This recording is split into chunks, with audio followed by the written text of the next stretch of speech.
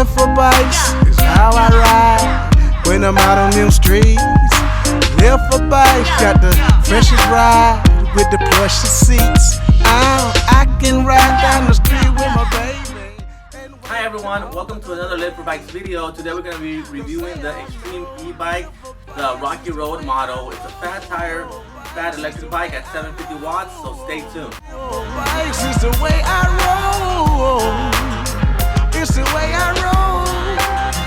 It's the way I roll.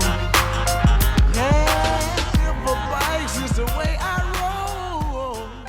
So let's go ahead and get into this. So let's just begin with a couple specs. This one is a 750 watt, 42 volt bike, and it's a full suspension bike. So it has the rear suspension and the front lockout fork, which technically makes it a full suspension.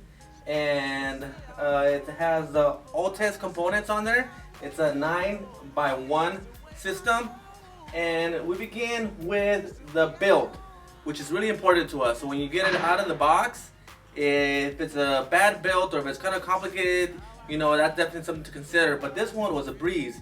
Came out the box, packaged very well. We put it together, me and Chris, as you see here in this video. And it was quite easy. Everything was about 90%, maybe about 80% assembled, so we just had to throw in a couple things. The wires were color coded, so it was very easy to put those together. The handlebars were easy to install. The wheel was easy to install. Seat, everything was generally a very easy build, which is very important. So if you're getting this shipped out to you, that's one of the most important things to, I think, to first consider. Now moving on to a couple other quality things.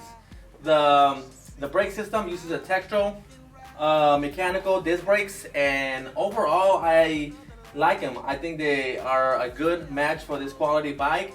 They work well. They're not as good as a hydraulic brake system, of course, but it's definitely going to do a good job. I would trust this on the mountains or on the hills like that. It's definitely that good, especially being a disc brake kind of system. So it's definitely a plus. It does come with Velo lock-on grips, the computer on top that shows the indicator of the battery life, the speed, the odometer, etc. It's a nice, good quality one, so you have a good, accurate representation of your speed and all your specs that you're using. It is mounted right on top, so you get it in a nice visible place. It's a nice big size, so you are able to read it from where you're sitting right on your bike. Now the suspension on there, I was a little bit skeptical at first. I was like, well, this is a full suspension bike. There's not really a oil or air pressure system.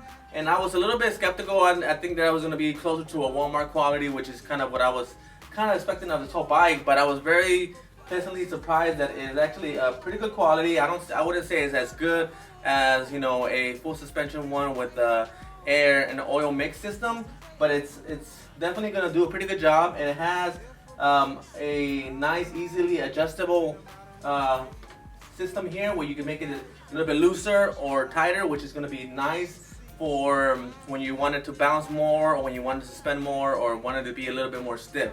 So this actually being pretty good. I was pretty impressed with the rear suspension. The front suspension one has a lockout fork, which is definitely going to be pretty nice. So you're able to lock it out when you're going up the hills, or if you want to just cruise a little bit faster without getting any of the suspension on there. So that's pretty nice, and this works very well. The suspension is the travel on there. Let's go with that. So the travel on here is probably, I don't know the exact number, but just from the look of it, it's probably about maybe 160, maybe 140 millimeters. So it's not a huge travel, but it's decent.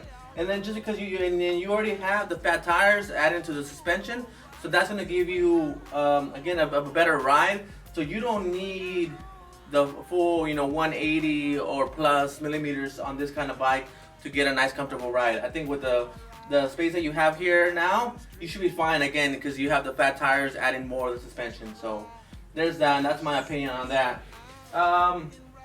Let's move on here to the rear derailleur. So the Atlus, it's a 9x system. The motor is in the back, so that's a really good thing. And it's a 1x, so you get a nice, pretty good range on there with just the 9-speed and just one in the front, which mostly all of the current bikes are going to now. So now, like an XCR, you'll see a lot of 1x10 and 1x11. So that's kind of in the current state of the trends that are happening now. Another important factor to keep in mind too when you're dealing with electric bikes is when you have the motor in the back, whether the bike has a detachment for the power and the cable, because if it doesn't, then it's a really big hassle to changing tubes or any of that stuff. And this one does have it, and it's there, so that's definitely a great plus on that. Now, one of the things that I wasn't a big fan of, that's no big deal, is the seat. This is more of a cruiser seat. It's gonna be a little bit wide for my liking. Some people might like it. I personally wouldn't ride this on the trails. It's just a little bit too wide, and I feel with that, it gives you a different geometry, and it's gonna get a little bit in the way if you're looking to go off trails. If you're just kind of cruising, it might be okay. But personally for me, I'm not a big fan. But that's an easy fix. You could always change that out later, no big deal. The other thing that I have to mention that I wasn't a huge fan of, but again, it's only a minor thing. It's the handlebar width. It does have the 31/8 clamp size, but the width is probably only about I want to say like a 600 millimeter length, somewhere around there. I don't know exactly the exact number. I could use a little bit longer one just to make the bike feel just a little bit wider. But again, that's kind of it could be also preference. You could add a nice hand-sized handlebars. It's gonna run you between $40 to $100. So it's not a big huge deal breaker for me, but that was something that I did want to mention on it. The bike weight in general, this guy is definitely a little on the heavier side, but because of the nice heavy 700 watt motor, you don't feel it at all. Once you get the battery going, this thing goes. You hit up 20 miles an hour, no problem, and you can definitely hit higher speeds if you're doing the pedal assist and you're powering up, or if you're going downhill or uphill, excuse me. So that stuff will definitely play into the max speed. And overall, I think this bike at $17.99 is definitely a great value for all the stuff that you're getting.